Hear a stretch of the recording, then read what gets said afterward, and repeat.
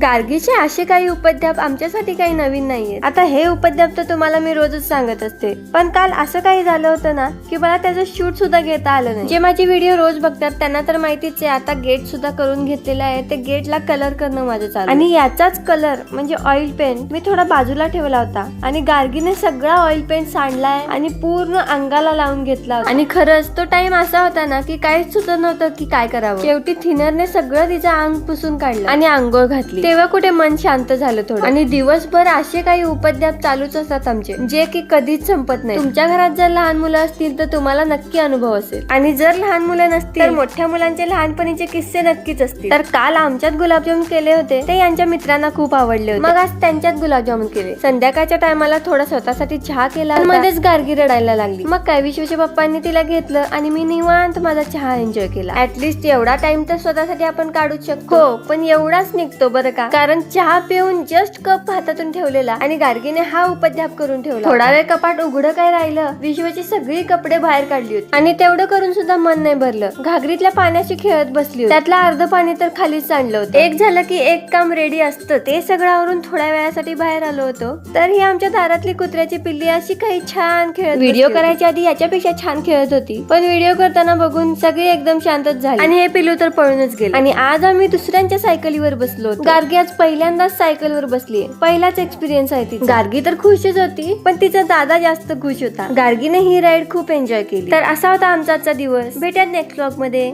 Bye.